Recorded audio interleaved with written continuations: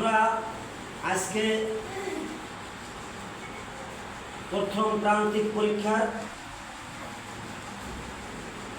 পরীক্ষার উত্তরপত্র পর্যালোচনার জন্য অভিভাবকদেরকে শিক্ষকদেরকে নিয়ে বসছি। আজকে উত্তরপত্র পর্যালোচনায় বা খাতা কাটার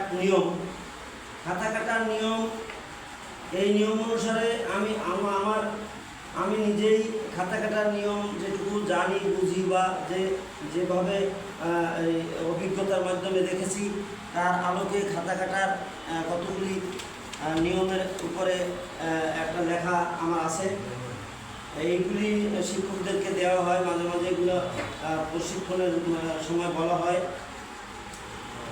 কোনো অভিভাবকরা যদি নিতে চান এগুলো ফটোকপি করে নিতে পারবেন, নিয়ে আপনারাও শিখলে খাতা কাটার নিয়মটা আপনারা জানা থাকলে কোনভাবে খাতা দেখা হয়, কোনভাবে খাতা দেখলে একটা শিক্ষার কাজে লাগে সেগুলো জানা দরকার। এই জন্য যে নিয়মগুলি আছে এগুলি আপনারা সংগ্রহ করে নেবেন স্কুল থেকে। যদি অভিভাবকদের ইচ্ছা থাকে যে আমি জানবো খাতা কাটে কীভাবে, আমার বাচ্চারা আরও নাম্বার বাড়বে কীভাবে, এগুলো দেখার জন্য আমরা খাতা কাটার যে নিয়মটা ফলো করি সেটা আপনাদেরও জানা উচিত। যারা সচেতন আছেন তারা জেনে নেবেন।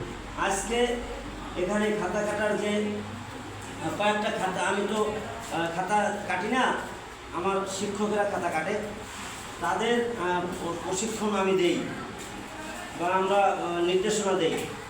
সেই আলোকে কিছু খাতা কাটায় ভুল হয়। এই শত খাতা কাটতে গেলে শিক্ষকদের ভুল হবেই, এটা এখানে না, শুধু এটা সারা পৃথিবীতেই ভুল ভ্রান্তি মানুষের হবেই এবং শুদ্ধ হবে, এইভাবেই আগাতে হবে। বাংলাদেশ এই শিক্ষা বোর্ডের খাতা চ্যালেঞ্জ করলে দেখেন না, এই ফেল করা ছেলেমেয়েরাও এ ক্লাস পায়। এটা ভুল থাকবে, ভুল আপনারা ধরে দেবেন, ভুল পেলে আপনারা ধরে দেবেন, তখন দেখা যাবে যে শিক্ষকরা ওদেরও কাজে লাগবে, স্কুলের উপকার।